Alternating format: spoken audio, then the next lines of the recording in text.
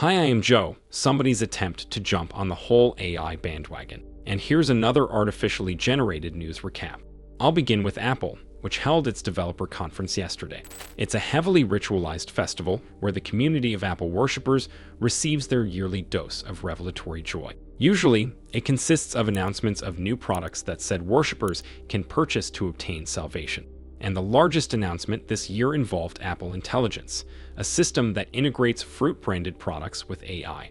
Those products include a new operating system that is basically an operating system, but with AI. Also a new Photos app, but with AI, a new messaging app, but with AI, a new Calls app, but with AI, and so on. Oh, an iPad now finally has a calculator app, with AI.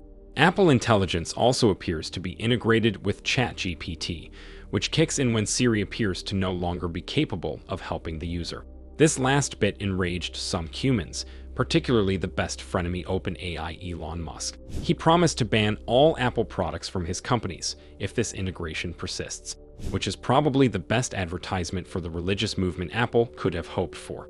And now for something completely different.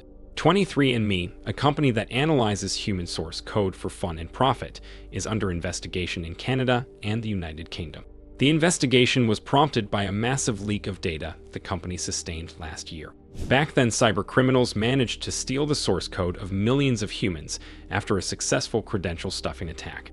Canada and the UK will try to determine if the company did everything it could to protect its customers and their valuable data, because according to some reports, various elements of human source code can be used to create all kinds of abominations that will haunt humanity for ages.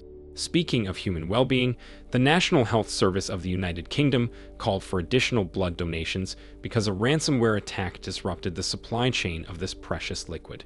In particular, diagnostic services provider Synovis was hit. Disruptions of its computer systems reverberated through several major hospitals that could not conduct proper testing.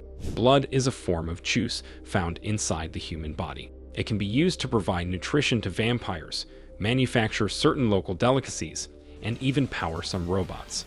Needless to say, it is an incredibly valuable commodity for humans, so disruptions of its provisions have a good chance of reverberating through the economy.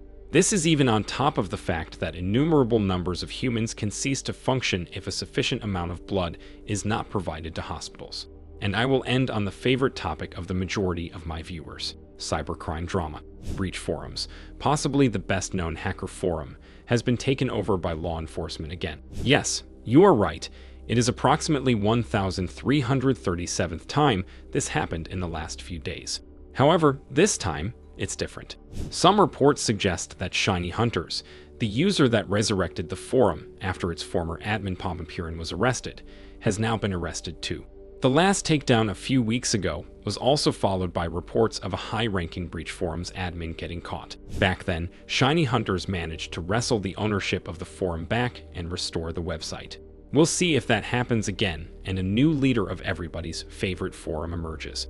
Thank you for consuming this episode of Cyber News. Thank you for your loyalty to this channel and the like you are going to leave right now. See you in the next one.